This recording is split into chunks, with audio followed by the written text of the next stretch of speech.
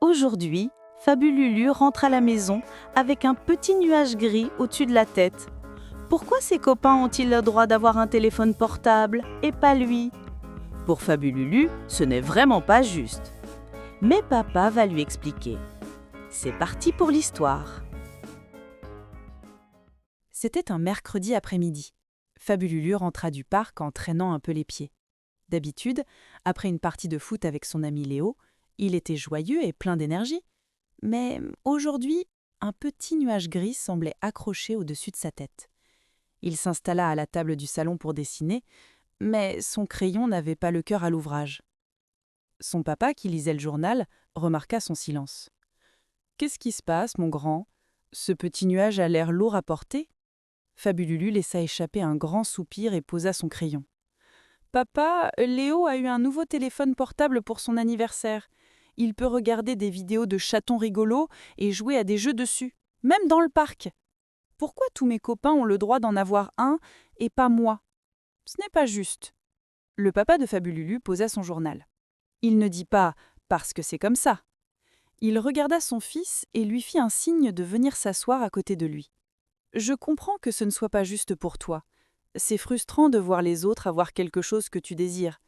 Mais un téléphone, ce n'est pas tout à fait un jouet comme les autres.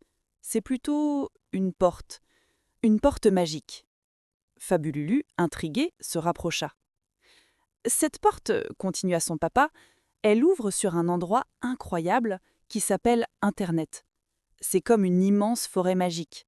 Dans cette forêt, il y a des clairières merveilleuses où tu peux apprendre le nom de toutes les étoiles, des cascades où tu peux écouter toutes les musiques du monde.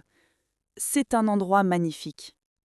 Mais, comme toutes les grandes forêts, il y a aussi des sentiers qui se perdent dans le noir, des ronces qui peuvent piquer, et des créatures un peu étranges qu'il vaut mieux ne pas rencontrer quand on est seul.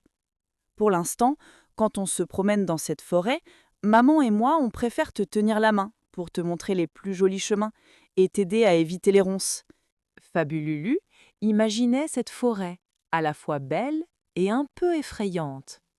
Et puis, ajouta son papa, le téléphone est aussi une boîte à surprises, une boîte si scintillante et si remplie de jeux et de vidéos amusantes qu'elle peut parfois te faire oublier tout le reste. Elle peut te faire oublier le goût délicieux du gâteau au chocolat, la sensation de l'herbe sous tes pieds, ou le plaisir de construire la plus haute tour de Lego du monde. Notre travail de parents, c'est de t'aider à bien profiter du monde réel avant de te laisser seul avec la boîte à surprises.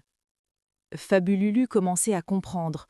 Ce n'était pas pour l'embêter, c'était pour le protéger. « Alors, ça veut dire que je n'aurai jamais cette porte magique, juste pour moi ? » Bien sûr que si, tu l'auras. Avoir son propre téléphone, c'est comme apprendre à faire du vélo. Pour l'instant, tu es à l'étape des petites roulettes. Tu utilises le nôtre avec nous pour des explorations guidées. Quand tu seras un peu plus grand, tu auras ton premier petit vélo, peut-être un téléphone simple, juste pour appeler mamie et papy. Et enfin, quand tu seras devenu un vrai champion, que tu connaîtras par cœur le code de la route de la forêt magique, alors tu auras le droit au grand vélo de course, le smartphone. Ce n'est pas une question de jamais, c'est juste une question de pas tout de suite. C'est une aventure qui se prépare. Le nuage gris au-dessus de la tête de Fabululu avait complètement disparu, remplacé par une éclaircie. Ce n'était pas une punition, c'était un chemin, une étape après l'autre. Son papa lui fit un clin d'œil. « Mais tu sais quoi ? Puisque la forêt d'Internet t'intéresse, que dirais-tu si ce soir on partait en exploration, tous les deux, sur ma tablette ? On pourrait chercher un documentaire sur les requins marteaux. » Le visage de Fabululu s'illumina. L'envie d'avoir son propre téléphone s'était envolée, remplacée par la joie de partager un moment avec son papa. Alors, à quel âge peut-on avoir un téléphone portable ? La réponse de l'histoire, c'est peut-être celle-ci. Quand on est devenu assez grand pour ne pas se perdre dans la forêt magique et surtout pour ne jamais oublier que les plus belles aventures et les plus grands trésors se trouvent les yeux grands ouverts dans le monde bien réel qui nous entoure. Je crois que papa a donné un bon conseil. Toi, tu as un téléphone portable, tu fais attention à ce que tu fais avec le téléphone, c'est pour jouer. Attention, parce que l'écran peut être dangereux pour la santé de tes yeux. Parfois, les écrans rendent malades les yeux et il faut aller voir le spécialiste pour rééduquer les yeux ou pour porter des lunettes.